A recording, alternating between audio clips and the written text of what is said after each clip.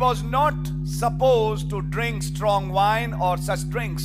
और उसको शराब और मदिरा और धूमपान वो नहीं ले सकता है. It was under his vow. ये उस वाव शपथ के नीचे है. But there was one blessed thing I pointed out in one previous meeting. लेकिन एक बहुत ही मुबारक चीज मैंने एक पहली सभा में इस बात को लेके आया था. If by chance due to some reason that vow got broken, अगर किसी रीति से अगर वो शपथ टूट जाए, that Nazarite had a chance तो उस नजीर के पास एक मौका होता था to renew his vow again. Amen. Amen.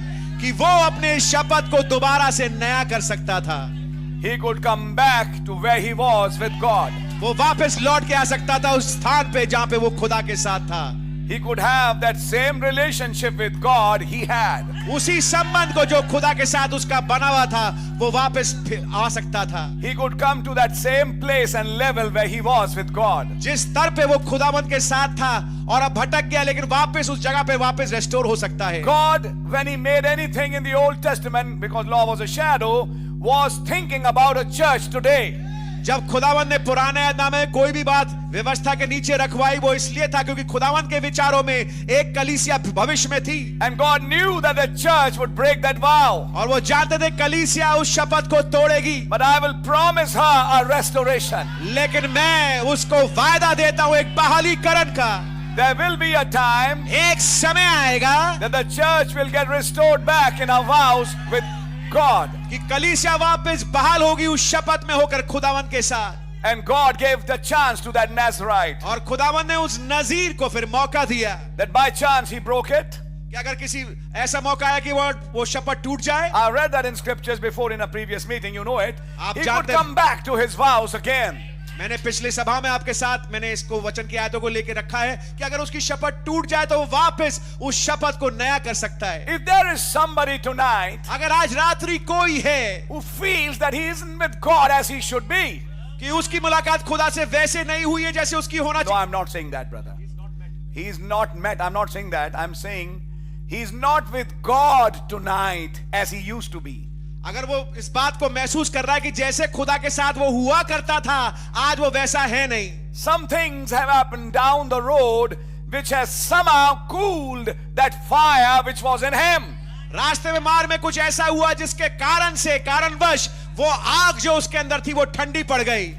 As he says in the Ephesian church age, जैसे एफिसियों कलीसिया काल में वो कहता है, thou hast left thy first love. तूने अपना पहला सा प्रेम छोड़ दिया है. If somebody is there in the church tonight, अगर कोई है आज रात्रि चर्च में who feels that fervent desire to please God is somehow missing in me tonight, कि आज रात्रि मेरे अंदर वो जो बड़ी तीव्रता थी खुदावंद के साथ मिलने की उसको प्रसन्न करने के वो खत्म हो गई है. that fervent desire to reach out and pray and to go to the lost souls is gone from my life. मेरे जीवन से वो बहुत ही तीव्र इच्छा कि मैं जाऊं उन खोई भी रूहों के पास और जाकर के उनको बचा के उनको फेर के लेके आऊं खुदावंद के पास और प्रार्थना करने की मेरी तीव्र इच्छा खत्म हो गई है. Somehow my coming to the church is just like a drama. I just come and go, but I really don't have anything in my heart. आज चर्च आना मेरे लिए एक ड्रामा जैसी बात है कि मैं आता हूं और जाता हूं लेकिन अंदर कुछ हो नहीं रहा कि मैं चर्च जाऊं.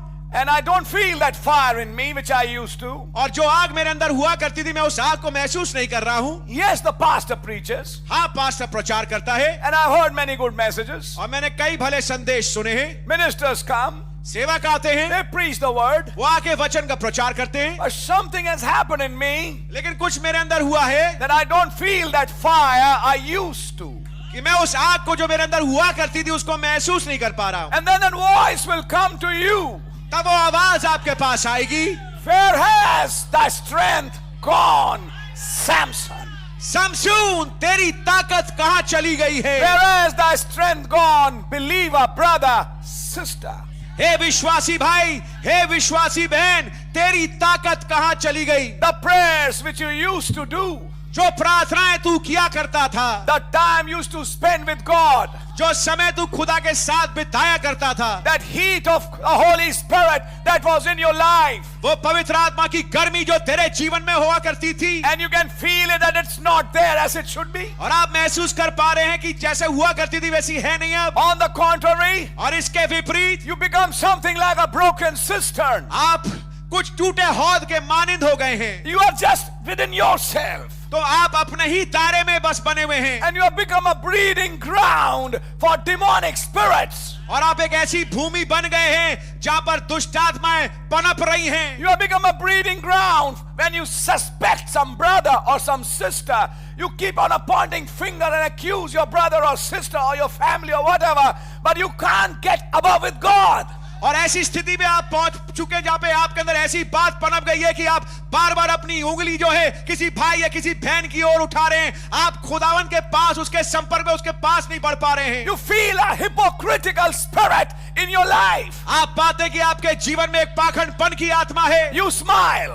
आप मुस्कुराते तो हैं, You say praise the Lord. आप प्रेज लॉर्ड भी कहते हैं, But that fire is missing. लेकिन वो आग अंदर है नहीं। If somebody says amen, you say amen. अगर कोई आमीन बोल देता है तो आप भी आमीन बोल देते हो। Your amens are not spontaneous. आपकी आमीन अकस्मात नहीं है। Your amen is dependent on somebody's amen. आपकी आमीन किसी और की आमीन पे निर्भर कर रही है। Somebody says hallelujah, you say कोई hallelujah. हालेलुया बोलता है तब आप हालेलुया बोलते हैं। It's like somebody is pulling you, ऐसा लग रहा है कोई है जो आपको खींच रहा है, but you don't have that spontaneous engine running in your life. लेकिन आपके अंदर वो चलने वाला इंजन अभी चल नहीं रहा है। You feel that you have become little formal. आप ऐसा देख रहे हैं कि आप थोड़े औपचारिक हो गए हैं। You just become formal when you come to church and meet brothers and sisters. आप बड़े औपचारिक रीति से चर्च में आते हैं, लोगों से हाथ मिलाते हैं, भाइयों से मिलते हैं और बहनों से प्रेज लॉर्ड करते हैं। But the real problem is your life. लेकिन वास्तविक समस्या आपका जीवन है। And you find that your life doesn't show the fruits as it should show it. और आपका जीवन उन फलों को जैसा दिखाना चाहिए वो दिखाता नहीं है। Then there comes a voice.